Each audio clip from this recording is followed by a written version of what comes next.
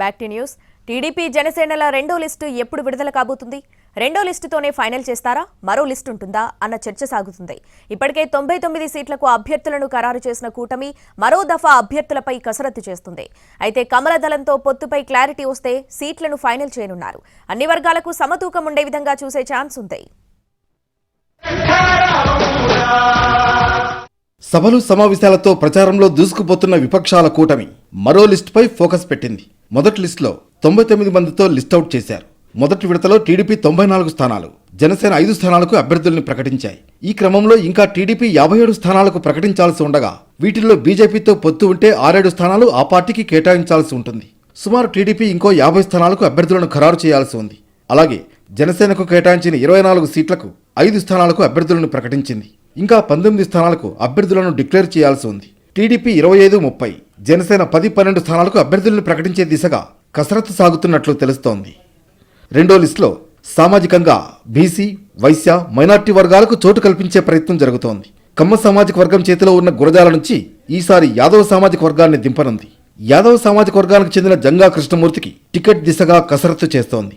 అలాగే మంత్రాలయం సెగ్మెంట్ నుంచి గతంలో తిక్కారెడ్డి పోటీ చేశారు. ఇప్పుడు అక్కడి నుంచి వాల్మీకి సామాజిక వర్గానికి చెందిన రాఘవేందర్ను బరిలోకి దింపనుంది. రెడ్డి గ్రూపులో ఎమ్మిగినూరును, ఈసారికి చేనేత వర్గానికి చెందిన మాచాని సోమనాథ్ను ప్రకటించే ఛాన్స్ ఉంది. ఆలూరు నుంచి గతంలో రెడ్డి సామాజిక వర్గానికి చెందిన కోట సుజాతమ్మ పోటీ చేశారు. ఇప్పుడు ఆ స్థానం నుంచి బీసీ సామాజిక వర్గానికి చెందిన వీరభద్ర గౌడ్, శశికళ అభ్యర్థిత్వాలను పరిశీలిస్తున్నారు. ఆలూరు నుంచి మంత్రి గుమ్మనూరు లేదా ఆయన ఫ్యామిలీ మెంబర్స్ పోటీ చేయబోతున్నారు.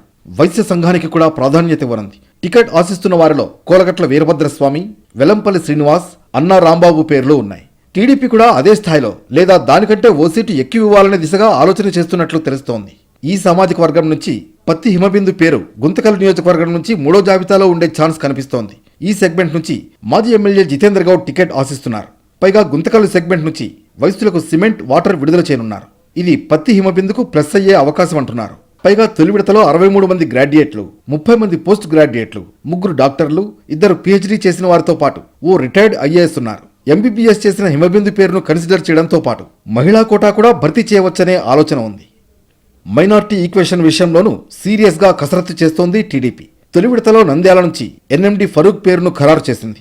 ఇక రెండో విడతలో పెనమలూరు సెగ్మెంట్ నుంచి MS బేగ్ పేరును పరిశీలిస్తోంది. ఇదే స్థానం నుంచి దేవినేని ఉమా పేరును కూడా పరిశీలిస్తోంది టీడీపీ. అలాగే కదిరిని అందరూ ఆలోచిస్తున్నట్లుగా కందికుంట ప్రసాద్ మీద కేసులున్నాయి. ఎవరి ప్రచారం ఎలా ఉన్నా రెండో విడత జాబితాలో ఎవరి పేర్లు ఉంటాయోననే టెన్షన్ ఉంది.